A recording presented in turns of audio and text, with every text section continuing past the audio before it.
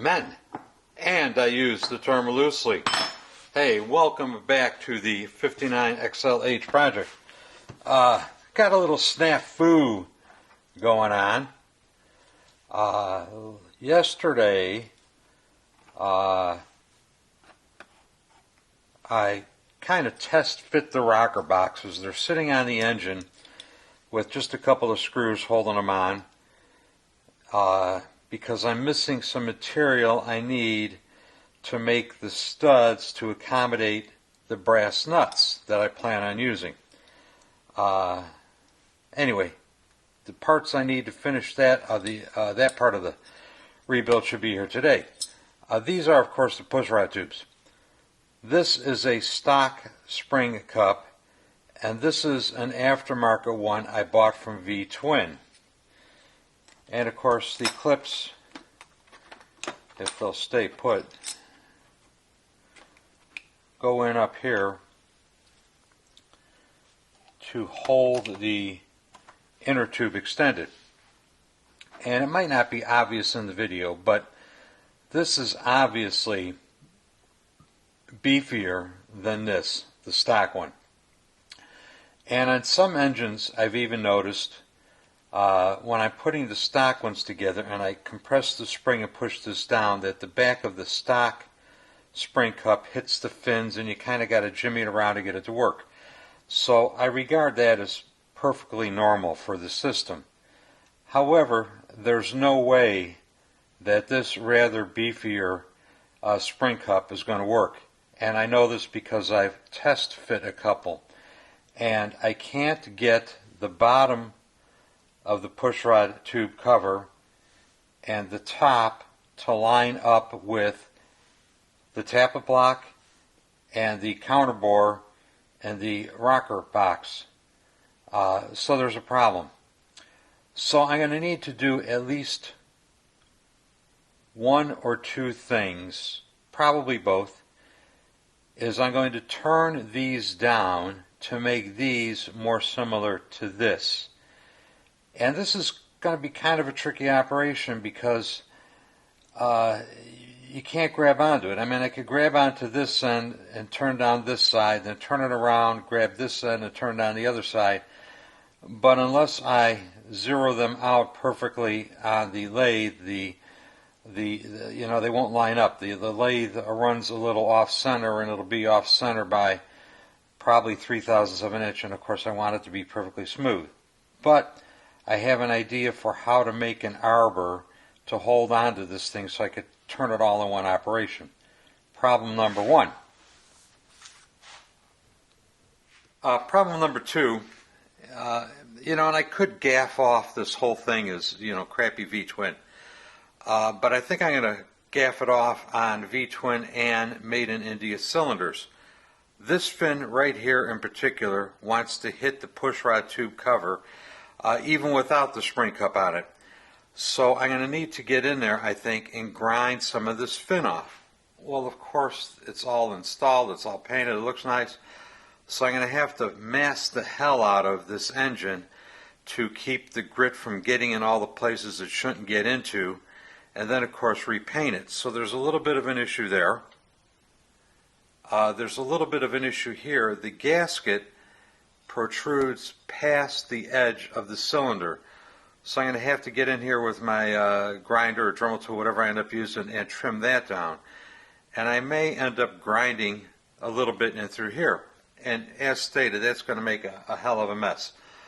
But anyway, first things first, I think I'm going to go turn down those spring cups so that it's even possible to make this work. Okay, this is just a chunk out of my scrap pile.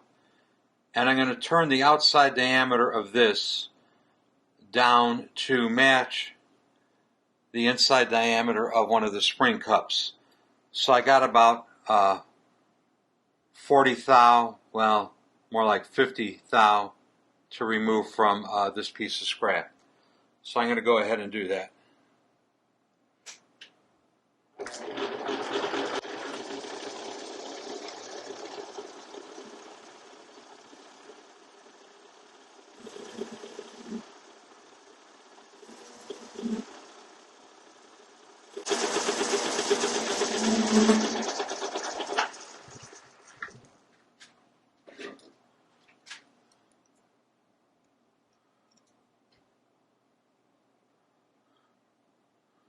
Well, I'm right about there. That was lucky.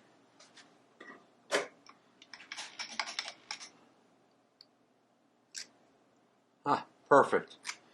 The other thing I'm going to do is I'm going to come in with the parting tool and square this shoulder off.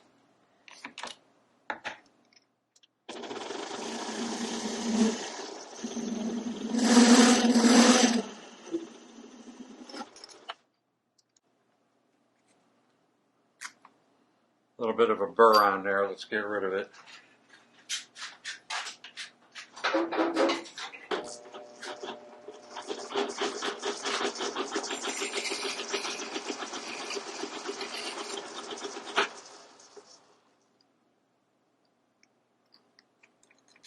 Perfect. Okay, so the question is how to secure that. We're just going to bump the live center up against it, tighten the tailstock, and put just a little bit of pressure on the spring cup, and we should be good to go. Alright, I'm going to turn the flats off of this and just make this piece round.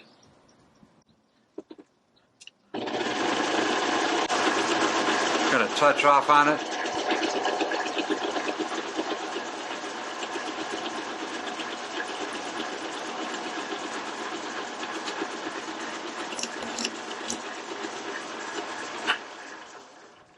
And you saw it skip. I guess I need to tighten up a little bit with the tailstock.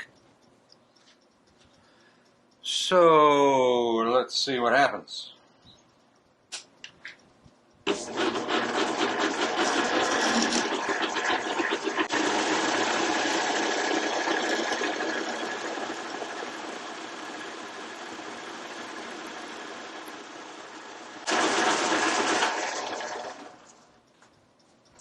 Okay, just barely touched it.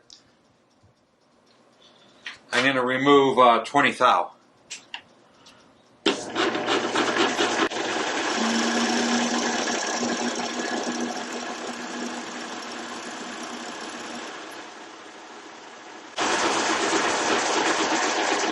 Another 20 thou.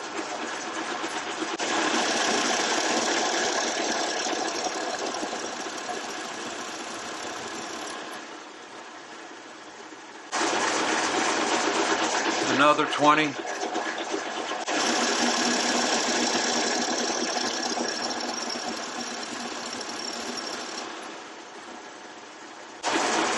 And another 20.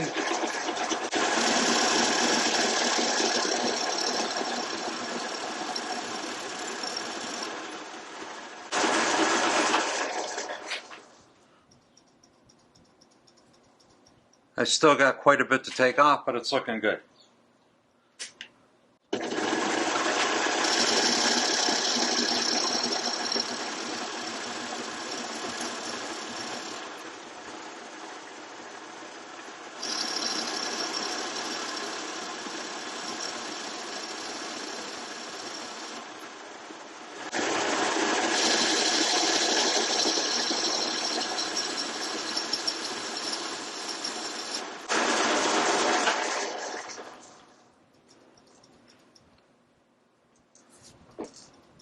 Yeah, that's good to go.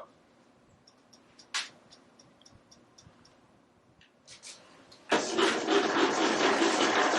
going to break the corners.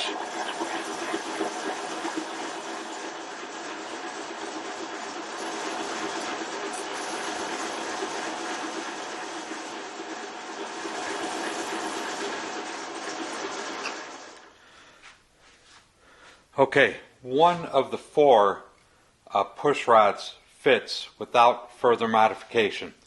The other three are going to take some grinding. I'm going to set them all in there one more time, figure out where I got to grind, and then start blocking things off so I don't get grinding dust and everything. You know, and I want to add one more comment. Well, I'm probably going to add several more comments, but, you know, if you were building an engine and you wanted that specific look with the hex-sided, you know, spring cups, and you thought, great, here they are, I'll buy them out of this catalog, I'll take them get them home, I'll bolt them on, everything will be great. Think how pissed off and disappointed you would be when you found out the fuckers didn't fit, and that without a lathe, the mill, and all kinds of other operations, you wouldn't be able to make them work. Furious. I'm kind of furious right now, but I mean, I've got the tools and equipment to overcome the obstacles. For the average guy, you buy this thing for your bike, you want to bolt it on, you think it's going to look cool, you get it home and find out it's all fucked up. Yeah, sure, V-twin will give you the money back, but, what kind of aggravation do you have to go through to deal with it? It's bullshit. Anyway, I'm going to put the other tubes in here, figure out what exactly I got to grind, figure out some way of marking them on the black paint, and, get everything masked off, sealed up, and that way I could grind what I got to grind and hopefully spritz some paint in there and make it all good again. See ya later. Alright, for the front exhaust, the area I gotta grind is in through here. So I got me a ball stone, and I think that'll get in there. Every hole on the motor's got a plug in it, a plastic cap plug. Got everything covered with bags. Hopefully, there won't be a lot of grinding residue, and I could prevent it from hurting anything. Going in. I didn't like the Cyclops light. Wish me luck.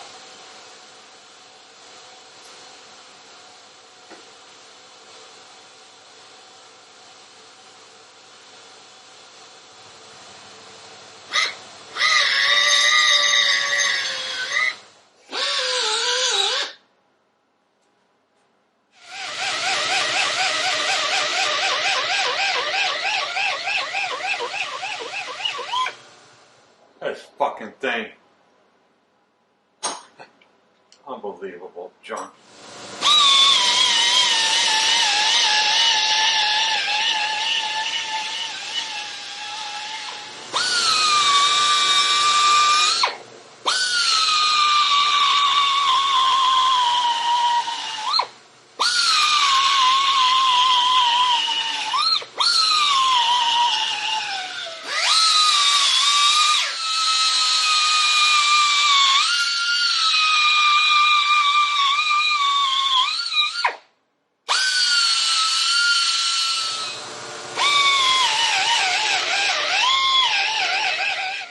Okay, here's the grinding.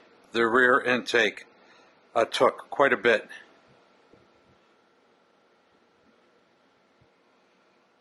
Front intake, not so much. Front exhaust, not so much.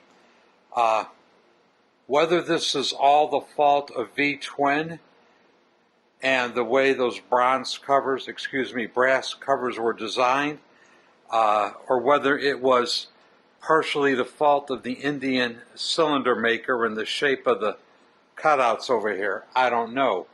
I do know that on stock motors sometimes with the stock, steel covers, there is an issue with the cup hitting down in here. Okay, after I turned these down, they're only 15 thousandths of an inch thicker than this, the stock one. So I really don't think that this is the issue. You would think there's 15 thou clear in there, but maybe not. Anyway, they're good to go. Test fit all the push rod covers, and moving on to the next step. I got to put the rocker boxes on for keeps. Okay, this owner wanted a lot of brass, so I have brass nuts for him. Minor problem with these are a 9/16 hex. The hex on the bolt that was here was a ½ inch. When you want to install one of these, this is recessed just enough so you can't get a wrench around there. So I made some spacers to hold the nut up off of the surface enough to get a wrench on it. Steel rod. This is B7 grade, so it's kind of the medium strength. The crap you buy at Ace is junk of the worst kind, probably. This is McMaster carb.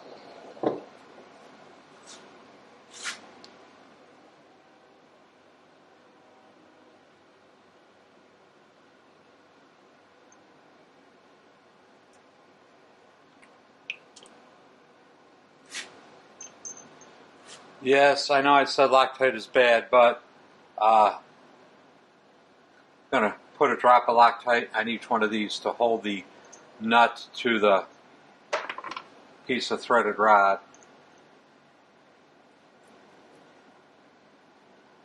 I want it so that when you go to take this off, the whole stud will come out of the rocker box.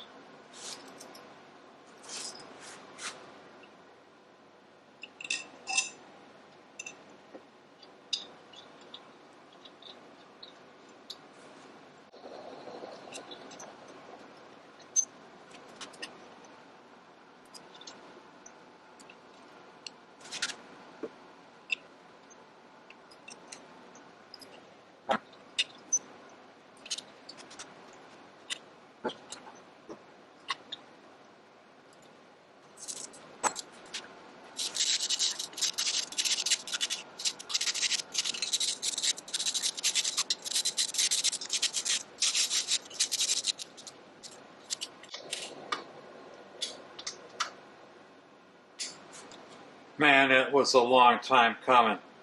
Whoa, yeah. Yeah, I think that masking job should just about cover it.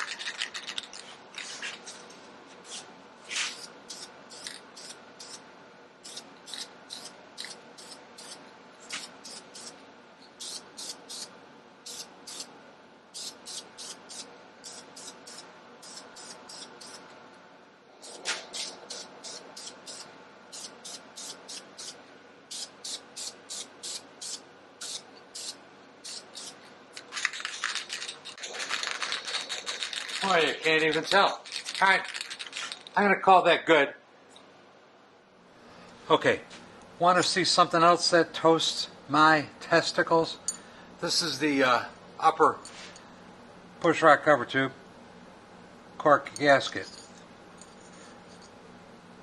It doesn't fit inside the fucking cup. You could sort of make it go in there, but it really doesn't want to go. Whose fault is this? Well, these are James gaskets. You know, what the fuck? I'll show you how you fix this in a minute. We'll go out to the dirty shop. Okay, this is how I fix cork washers that are too big. Squeeze them over an upper push rod cover tube. Just get a piece of sandpaper.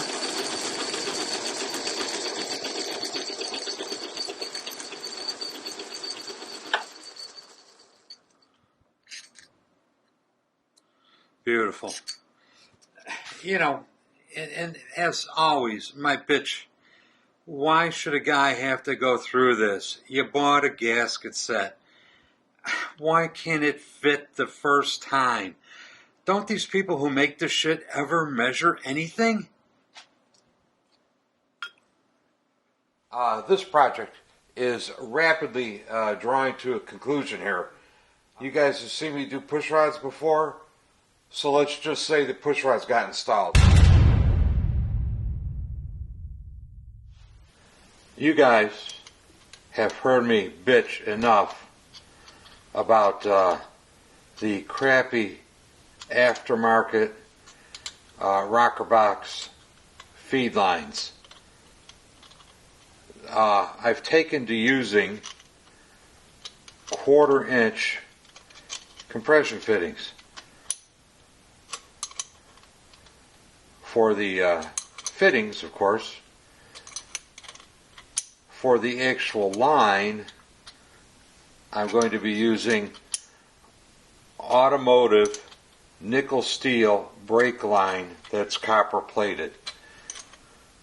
I don't think I will ever buy another set of the typical aftermarket chromed oil lines. The hex on these things, the wrench that fits the hex best is 11 millimeters. And of course the advantage of these is the threads are wider, so they thread into the case and the rocker box tighter.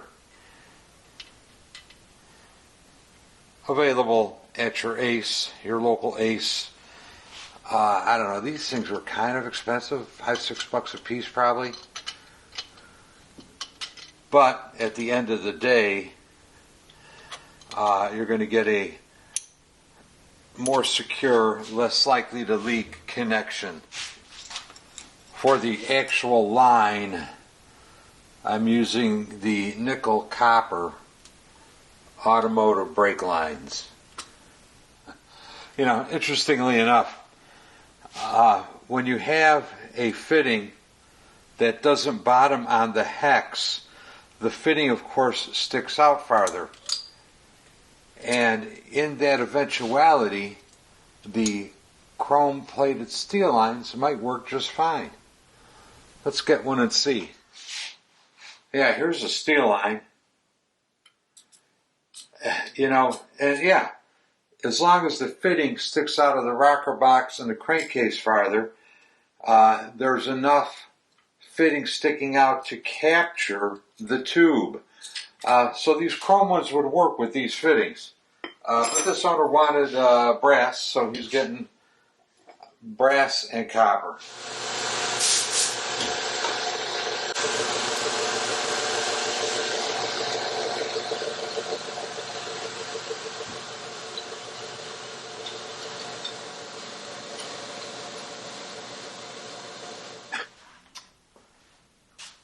All right, the memory card filled up and it cut off. Last time I was blabbering somewhere in there, I don't know where exactly. But anyway, rocker box, oil line, feed tubes are in. This is done. I got a distributor I got to put in. And this is it.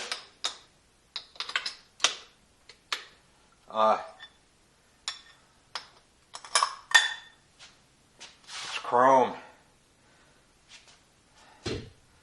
It's ugly. I don't know what I'm going to do with this. I might, I don't know. I'm thinking about powder coating it black. I'm thinking about scotch brightening it to, you know, scuff it and turn it into a kind of satin finish so it'll look like stainless steel. I'm kind of half and half between scotch bright and wrinkle black. I don't know. I have to think about it. Okay, my original intention was just to go scuff up the chrome a little bit and take the shine off of it. As it turns out, the layer of chrome was, you know, 2 molecules thick, and it came right off for the most part. So I'm going to call this antiqued. It's been antiqued. Most of the chrome is gone. The copper plating that was under the chrome is mostly exposed. For this engine, I think this looks great. You know, and I realize that for a lot of people, this engine is not your cup of tea. You know, some people would really hate all this brass stuff, but the owner wanted as much brass as possible. I couldn't give him brass, but I gave him copper and scuffed up chrome for this part here. I think for this motor it looks good. This motor's got that whole steampunk kind of look going for it, so I like it. Nuts, said the king. If I had one instead of none, one nice brass one instead of this steel, nasty one, I'd be able to finish this project off in style. Let's go make one.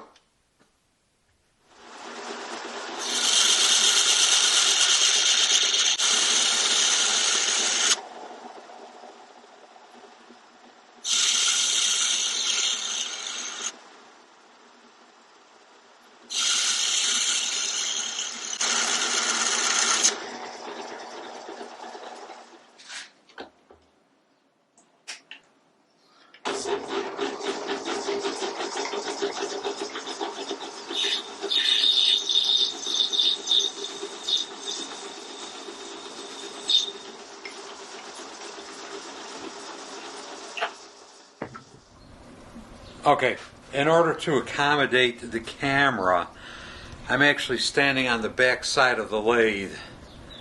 The die is just setting on the nose of my drill chuck. So I don't have a hex die holder that size, so we'll just use the use an adjustable wrench. Let's put a little oil between the nose of the chuck and down into the area being cut.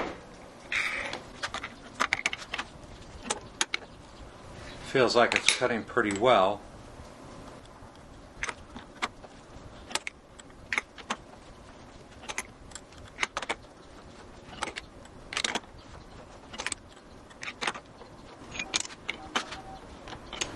Gonna back the tailstock out. I don't think I need the drill chuck following it in anymore.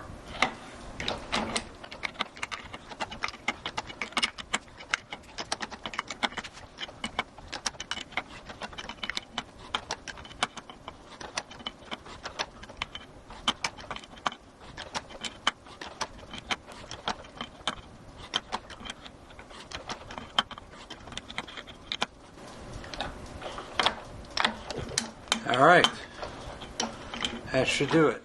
All right, here's the plan, Stan. I got a piece of bar stock that is 1.160 inches in diameter. I want to have a 3/4 inch hex on this thing when I'm done.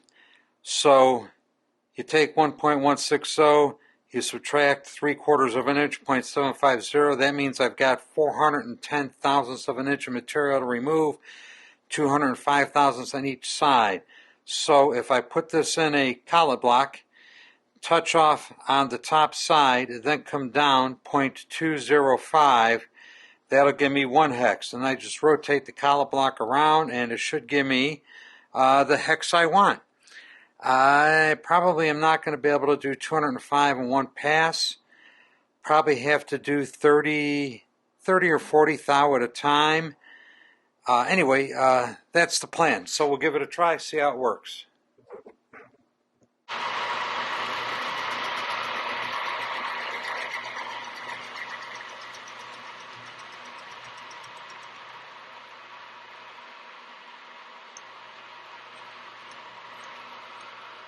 Well, it looks like it'll work.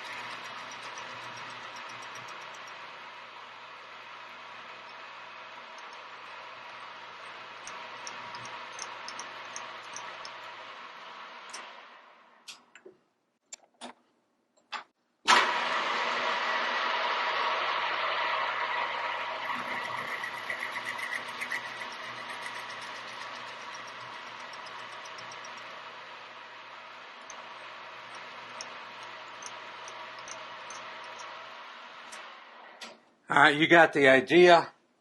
I got at least a couple more dozen passes to make. I'll bring it back when I'm getting close to the end. You know, interestingly enough, the calculated number was 204.204, and right now I'm at 0.202, so I'm very close. I'm just going to go to 203, very close to the calculated number for material removal on this thing.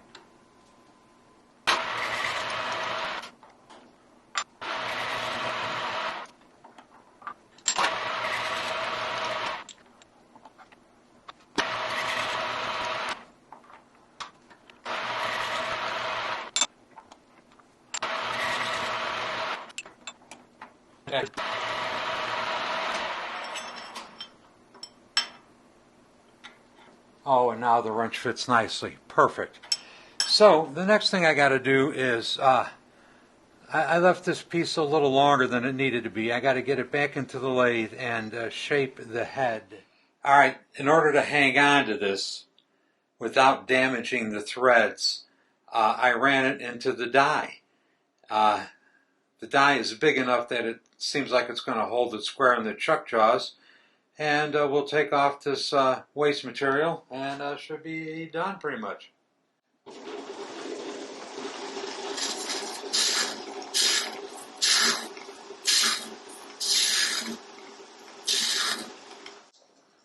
And now I'll put a little chamfer on those edges.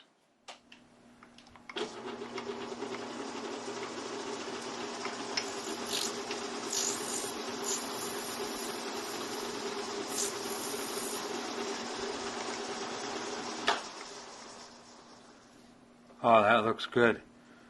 And I think we'll run it over to the deburring wheel. Well, maybe not run. I don't do much running, let me tell you. So here is the final product. A brass timing hole plug. Just what that side of the motor needs to give it a little bling and a little finish off, I think.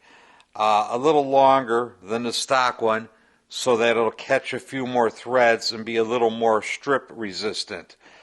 That's done. We're getting close. And you know what? It's time to stick a fork in this one. It's done. Well, we'll be done. Nice. Nice. Nice. Nice.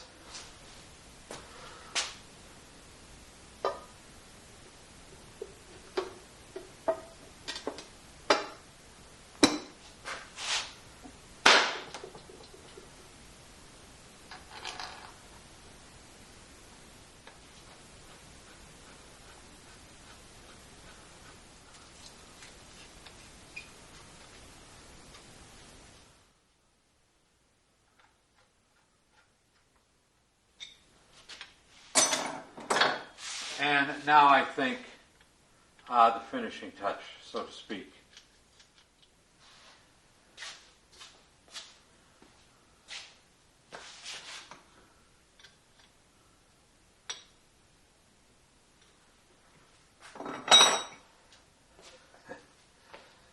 Yeah, that's nice, I think. You know, there's some guys would say, you know, this really bastardized the 59.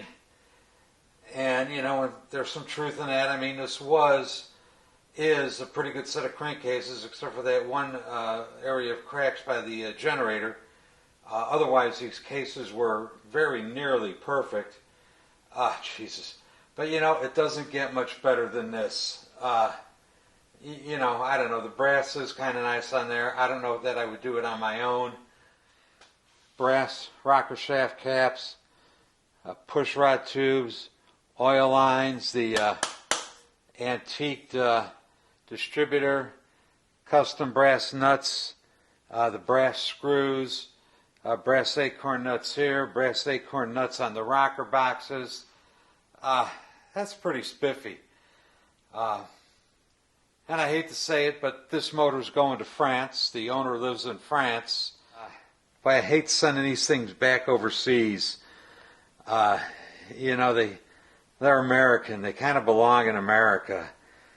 But, you know, the owner is from France. So I guess I got to send it back to him as much as I hate to. I'll miss this one when it's gone. I'm going to miss that 58 now that it's gone too. But I got a 74 sitting on the floor over here I'm going to work on next. So, you know, one goes, another one comes. I guess some final thoughts are appropriate for this one here. This was a lot of fun, this engine. Had a few little challenges along the way, nothing that was insurmountable. Really a pretty decent set of crankcases, except for that crack that ran down through here. But I think that's going to be just fine. This should be a very good engine for this owner. Flywheels trued up real nice. Bearings ended up fitting real nice. He wanted all of this brass stuff on there. I think that all came out very nice. all in all, I'm pretty happy with this project. You know, help me out. Get yourself some stickers. Get yourself a coffee cup. You know where to find them. Links down below. And I guess with that, you know, this is moving off the bench and into the crate. I guess with that, I am out of here. Hey, thanks for watching, but most of all, please subscribe. Not sure what's coming down the pipe next. I got a 74 sitting over there that crunched some rod bearings. I don't know if I'm going to video much of that or not. But anyway, y'all take it easy. We'll see you next time. Bye.